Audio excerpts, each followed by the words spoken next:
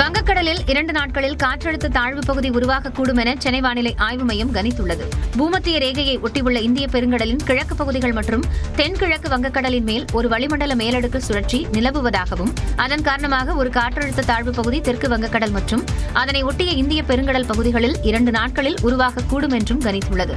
அதே நேரத்தில் கிழக்கு திசை காற்றின் வேக மாறுபாடு காரணமாக பிப்ரவரி 18ஆம் தேதி வரை தமிழ்நாட்டில் வறண்ட வானிலையே நிலவக்கூடும் என்றும், 19 மற்றும் 20ஆம் தேதிகளில் ஓரிரு இடங்களில் மிதமான மழை பெய்யக்கூடும் என்றும் தெரிவித்துள்ளது. சென்னை, திருவள்ளூர், காஞ்சிபுரம் மற்றும் செங்கல்பட்டு மாவட்டங்களில் ஓரிரு இடங்களில் அதிகாலை வேளையில் மிதமான பனிமூட்டம் காணப்படும் என்றும் வானிலை மையம் தெரிவித்துள்ளது. 2 நாட்களாக குறைந்து வந்த தங்கத்தின் விலை ஒரே நாளில் சவரனுக்கு 1280 ரூபாய் உயர்ந்துள்ளது. சர்வதேச சந்தையில் கடந்த ஒரு வாரமாக ஏற்ற இறக்கத்துடன் காணப்படக்கூடிய தங்கத்தின் விலை சற்று அதிகரித்துள்ளது. சென்னையில் 1 கிராம் ஆபரண தங்கத்தின் விலை 160 ரூபாய் உயர்ந்து 14,560 ரூபாய்க்கு விற்பனை செய்யப்படுகிறது. 1 சவரன் தங்கத்தின் விலை 1,280 ரூபாய் அதிகரித்து 1,16,480 ரூபாய்க்கு விற்பனையாகிறது. தங்கத்தின் விலை குறைந்து வந்ததால் சற்று ஆறுதல் அடைந்த மக்கள் மீண்டும் அதிரடியாக உயர்ந்திருப்பதால் அதிர்ச்சியடைந்தனர். தங்கத்தின் விலை உயர்ந்த போதும் வெள்ளி விலையில் எந்த மாற்றமும் இல்லை. 1 கிராம் வெள்ளியின் விலை 280 ரூபாயாகவும் 1 கிலோ கட்டி வெள்ளியின் விலை 2,80,000 ரூபாயாகவும் உள்ளது.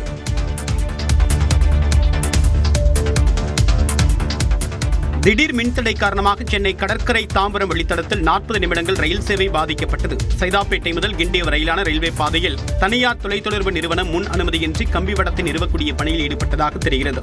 அப்போது அந்த கம்பிவடம் அருந்து மின்சார ரயில்களுக்கான மின்பாதையில் விழுந்துள்ளது. இதன் காரணமாக மின்தடை ஏற்பட்டு சென்னை கடற்கரை தாம்பரம் வழித்தடத்தில் புறநகர் ரயில்கள் ஆங்காங்கே நிறுத்தப்பட்டன.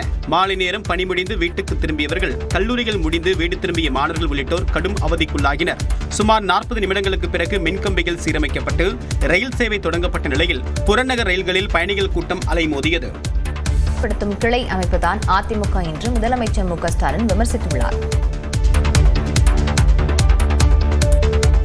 அரசியல்வாதி எப்படி இருக்கக்கூடாது என்பதற்கு உதாரணம் எடப்பாடி பழனிசாமி என முதலமைச்சர் மு.க. ஸ்டாலின் சாடியுள்ளார். திமுக வடக்கு மண்டல வாக்குச்சாவடி குழு பயிற்சி மாநாட்டில் பேசிய அவர், பச்சை துண்டு போட்டு விவசாயிகளுக்கு பச்சை துரோகம் செய்தவர் எடப்பாடி என்றும் விமர்சித்தார். வேண்டாம்னு அமைதியா ஊர்வலம் போன அப்பாவி பொதுமக்கள் மேல துப்பாக்கி சூடு நடத்த சொல்லிட்டு டிவியை பார்த்து தான் தெரிஞ்சுக்கிட்டேன்னு நாடகம் போட்டது மக்கள் மறந்துட்டாங்க நினைக்கிறீங்களா? சிறுபான்மை மக்களுக்கு எதிரான பாஜக சட்டங்களை ஆதரிச்சதோடு அந்த மக்களை அடக்குமுறைக்கு ஆளாக்குனீங்களே, அந்த காயம் ஆறிடுச்சுன்னு நினைக்கிறீங்களா? பாஜகவின் டப்பா என்ஜின் முன்பு திராவிட மாடல் சூப்பர் ஃபாஸ்ட் என்ஜின் ஒருபோதும் தலைகுனியாது என்றும் கூறினார். பாஜகவுடைய டப்பா என்ஜின் முன்னாடி நம்முடைய திராவிட மாடல் சூப்பர் ஃபாஸ்ட் என்ஜின் ஒருபோதும் தலைகுனியாது.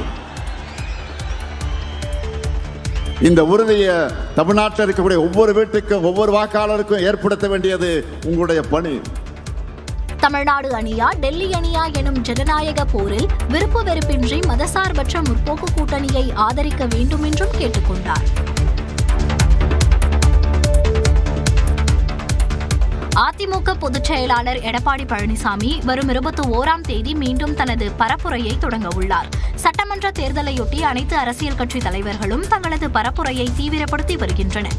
இந்நிலையில் மக்களை காப்போம், தமிழகத்தை மீட்போம் என்ற பெயரில் சுற்றுப்பயணம் மேற்கொண்டு வந்த அதிமுக பொதுச் செயலாளர் எடப்பாடி பழனிசாமி மீண்டும் பரப்புரையை தொடங்க உள்ளார். அதன்படி திருவள்ளூர் மற்றும் செங்கல்பட்டு மாவட்டங்களில் அவரது பரப்புரை திட்டம் குறித்த அறிவிப்பு வெளியாகியுள்ளது. வரும் 21ஆம் தேதி சென்னை புறநகரில் உள்ள தொகுதிகளான ஆவடி, அம்பத்தூரிலும், வரும் 22ஆம் தேதி மாதவரம் மற்றும் பொன்னேரியிலும் பரப்புரை மேற்கொள்ள உள்ளார். வரும் 25ஆம் தேதி சென்னை மதுரவாயல் மற்றும் பூந்தமல்லி தொகுதிகளுக்கு உட்பட்ட இடங்களிலும், வரும் 26ஆம் தேதி சென்னை புறநகரான தாம்பரம் மற்றும் பல்லாவரம் தொகுதிகளிலும் எடப்பாடி பழனிசாமி பரப்புரை மேற்கொள்ள உள்ளார்.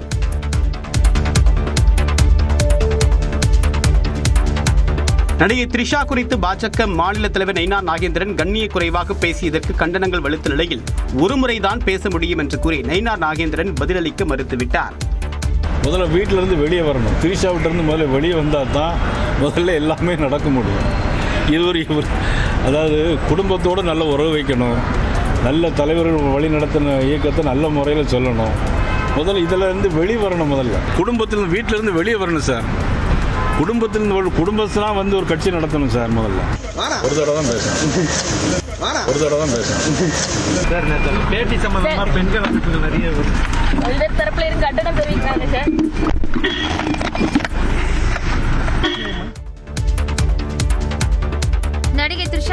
நயினார் நாகேந்திரனின் கண்ணிய குறைவான பேச்சிற்கு பல்வேறு அரசியல் கட்சி தலைவர்களும் எதிர்வினையாற்றியுள்ளனர். முழுக்க ஒரு பர்சனல் மேட்டர். இந்த பர்சனல் மேட்டரில் போயிட்டு நாம் ஒரு நடிகையை தொடர்பு கொண்டு பேசுவது தவிர்க்க வேண்டும். இது மாதிரி பொது வெளியில் பேசுவதை தவிர்ப்பது நல்லது என்று தான் நான் கருதுகிறேன். தேசிய கட்சியினுடைய தலைவர் அவர் இந்த மாதிரியான ஒரு கருத்தை சொல்லியிருப்பது ஏன் என்று விளங்கவில்லை. அது ஏற்புடைய கருத்தாக நான் கருதவில்லை. நான் சொல்றது கேளுங்க. ஒரு கட்சியா அவங்கள ஒரு ஆளா நீங்க விடுங்க சார். அடுத்தது பொதுவா தனிப்பட்ட விமர்சனங்களை யாருமே தவிர்க்கணும். யாருமே இது போன்ற தனிப்பட்ட விமர்சனங்களை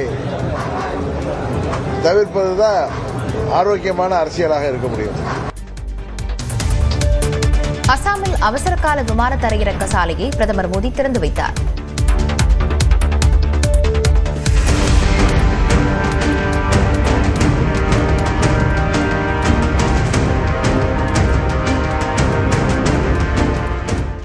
அசாமில் அவசர கால தரையிறக்க சாலையில் பிரதமர் நரேந்திர மோடி பயணித்த C-130 விமானத்தை தரையிறக்கி சாதனை படைக்கப்பட்டது.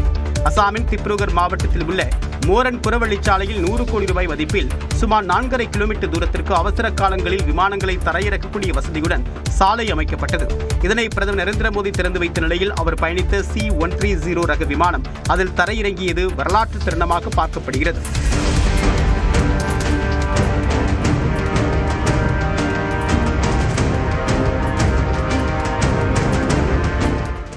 இந்த ஓடுதளம் சீன எல்லைக்கு 300 கிலோமீட்டர் தொலைவில் அமைந்துள்ளது.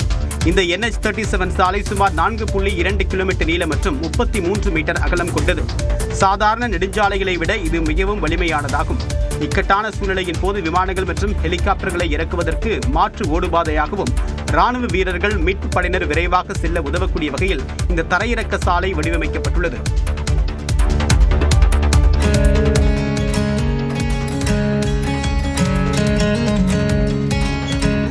கடும் பனிப்பொழிவால் ஜம்மு காஷ்மீரின் தோடா நகரில் உள்ள மலைக்குன்றுகள் வெண்போர்வை போர்த்தியது போல் மாறிய காட்சிகள் தான் இவை. காஷ்மீரில் கடந்த சில வாரங்களாக கடும் பனிப்பொழிவு நிலவி வருவதால் காணும் இடமெல்லாம் பனிக்கட்டிகள் சூழ்ந்து வெண்மை நிறமாக காட்சியளிக்கிறது. குடியிருப்புகள், சாலைகளில் பனிக்கட்டிகள் படர்ந்துள்ளதால் இயல்பு வாழ்க்கை பாதிக்கப்பட்டுள்ளது. பனிப்பொழிவால் 15 நாட்களாக மூடப்பட்டிருந்த பதேர்வா சுற்றுலா தலம் மீண்டும் திறக்கப்பட்டுள்ளது. இதனால் அங்கு குடும்பத்துடன் பொழுதை கழித்து சுற்றுலா பயணிகள் மகிழ்ந்தனர்.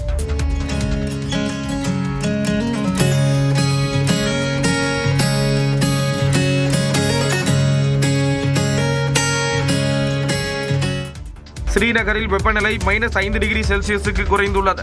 இதனால் கடும் குளிர் நிலவி வருகிறது. புகழ்பெற்ற தால் ஏரியில் குளிரை பொருட்படுத்தாமல் சுற்றுலா பயணிகள் படகில் சென்று இயற்கை அழகை ரசித்தனர்.